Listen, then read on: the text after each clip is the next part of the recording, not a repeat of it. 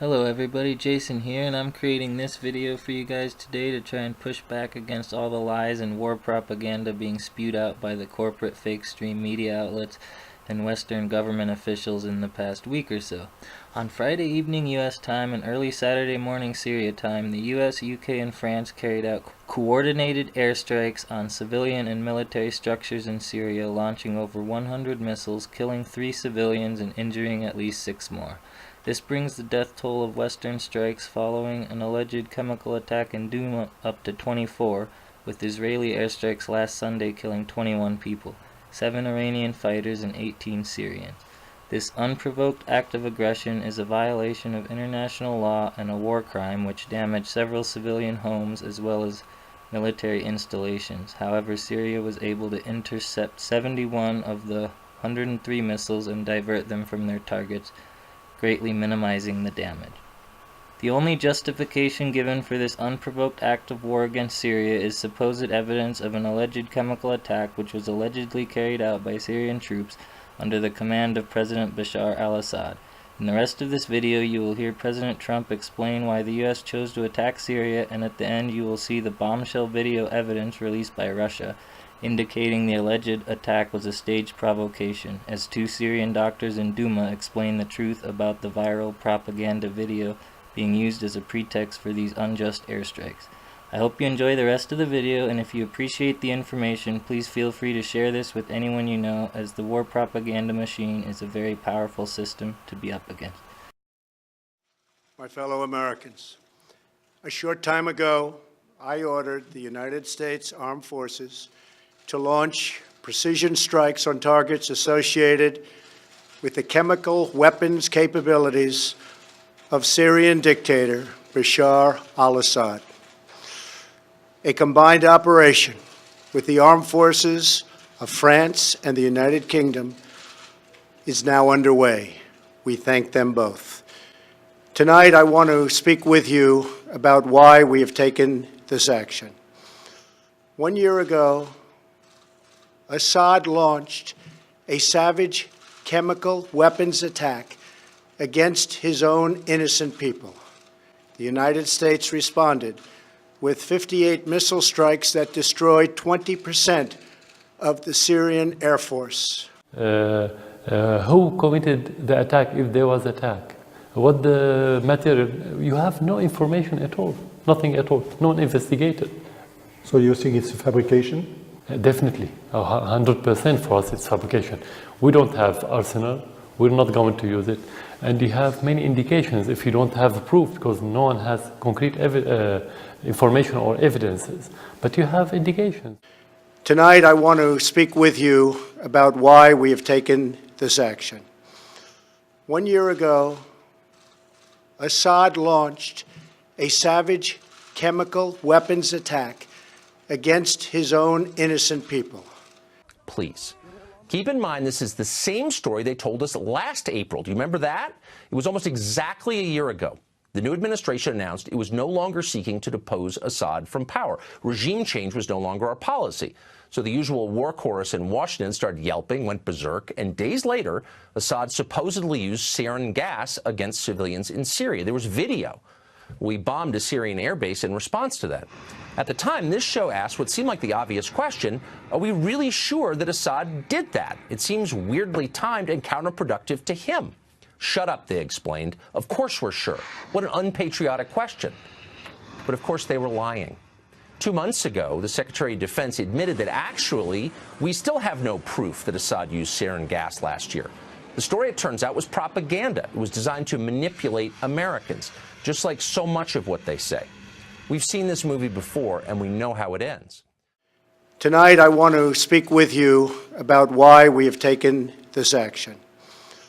1 year ago, Assad launched a savage chemical weapons attack against his own innocent people. And secondly, you talk about the corporate media, the Western media, the lies, and all of this. Could you explain what you think might be the agenda from us in the Western media? and why we should lie, why the international organizations on the ground should lie, why we shouldn't believe all these absolutely documentable facts that we see from the ground, these hospitals being bombed, these civilians who are talking about the atrocities that they have been experiencing. How can you justify calling all of us liars? Sure. Let's start with your second question. So, international organizations on the ground. Tell me which ones are on the ground in eastern Aleppo. Yeah, okay, I'll tell you, there are none. There are none. These organizations are relying on the Syrian Observatory for Human Rights, which is based in Coventry, UK, and which is one man. They're relying on compromised groups like the White Helmets, which, let's talk about the White Helmets. The White Helmets were founded in 2013 by a British ex-military officer. They have been funded to the tune of $100 million by the US, UK, and Europe and other states. They purport to be rescuing civilians in eastern Aleppo and Idlib, yet no one in eastern Aleppo has heard of them. And I say no one, bearing in mind that now 95% of these areas of eastern Aleppo are liberated. The White Helmets purport to be neutral, yet they can be found carrying guns and standing on the dead bodies of Syrian soldiers. And their video footage actually contains children that have been recycled in different reports. So you can find a girl named Aya who turns up in a report in month, say, August, and she turns up in the next month in 2 different locations. So they are not credible. The SOHR is not credible. Unnamed activists are not credible. Once or twice, maybe, but every time, not credible. So your sources on the ground, you don't have them. As for your agenda, not your, but the agenda of some corporate media, it is the agenda of regime change. How can they maintain that the Syrian government is attacking civilians in Aleppo when every person that's coming out of these areas occupied by terrorists is saying the opposite? Tonight, I want to speak with you about why we have taken this action. 1 year ago, Assad launched a savage chemical weapons attack against his own innocent people. Last Saturday, the Assad regime again deployed chemical weapons to slaughter innocent civilians, this time in the town of Douma, near the Syrian capital of Damascus.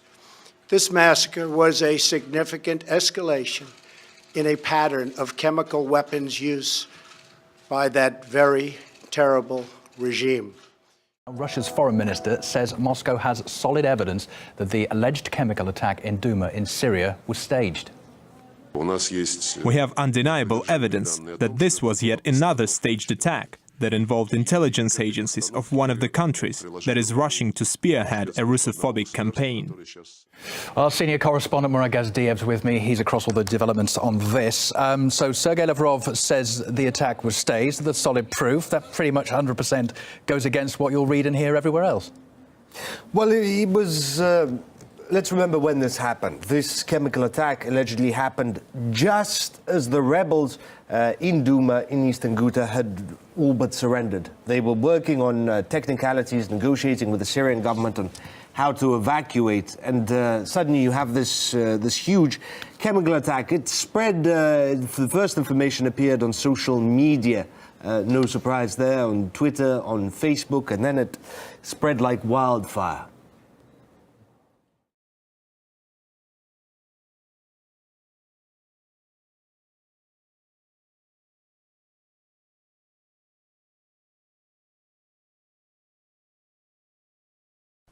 هلا ب 8 لحد لك يا قبل ما تصور ب 8 نيسان 2018 كان يوم الأحد تعرض أحد الأبنية للقصف في المناطق العلوية ما اجانا جرحى والمناطق السفلية صار في عنا حريق فاجانا حالات اختناق من القبو فصرنا نعالج هاي الحالات فاجا أحد الأشخاص معه كاميرا عم يقول إنه كيماوي فأصاب العالم إنه صار في نوبة هلع هيك وصاروا يكتوا على بعضهم مي وشي بخ بالإرزاز وشي والأطباء قالوا إنه ما في كيماوي ولا في أي شيء.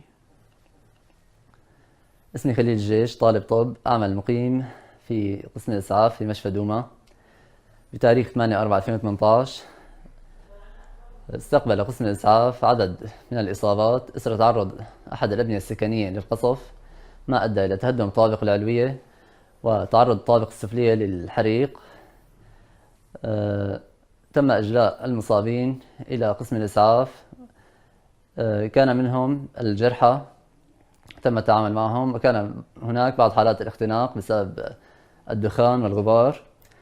تم التعامل مع هذه الحالات بشكل عرضي، لكن أثناء إسعاف هذه الإصابات جاء أحد الأشخاص وصرخ في قسم الإسعاف أن هناك ضربة بالسلاح الكيماوي، مما دفع الناس المتواجدين في قسم الإسعاف إلى التعامل مع هذه الحالات على أنها ضربة بالسلاح الكيماوي، مما دفعهم إلى غسل الأطفال ووضع بخاخ السالبوتامول في فم الأطفال، علما أنهم أشخاص غير ذوي خبرة، علما أن في هذا اليوم لم يستقبل المشفى أي حالة تنطبق مع الإصابة بالسلاح الكيماوي. هذا أنا.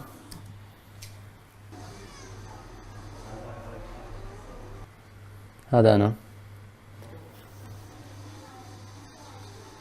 هي طفلة هي بالأصل مع عربه، ومن دخنة الحريق اجت النوبة واجت لعنا.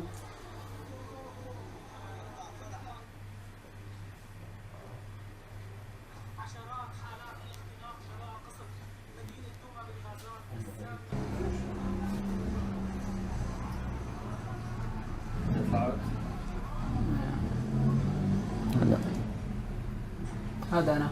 كملوا.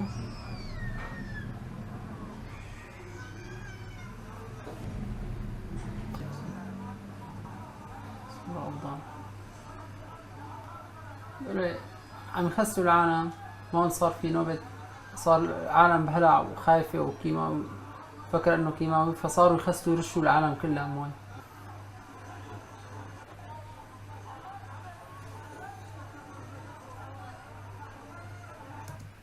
هذا انا هيك.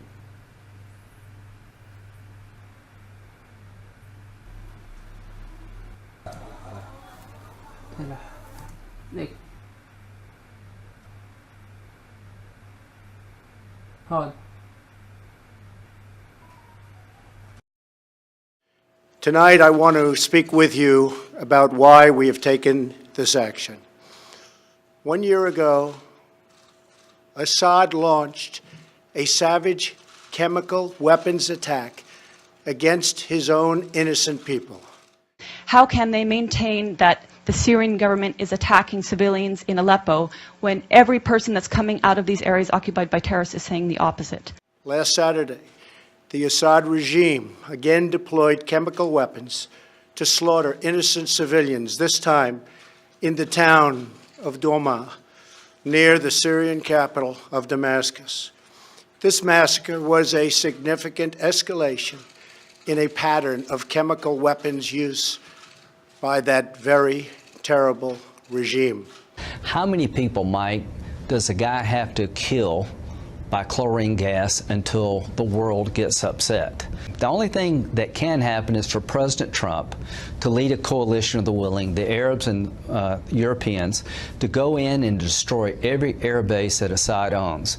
If I were president, there would be no runway available to the Syrian Air Force, there'd be no planes available, and I'd make Assad a target because he's a war criminal. This is a defining moment for the president. Take this guy on, blow his Air Force to smithereens, and go after him. The next thing you know, the world will be a better place. The next thing you know, the world will be a better place. The point being, overwhelmingly, the people support President Assad. In the end, hopefully someday, peace will prevail.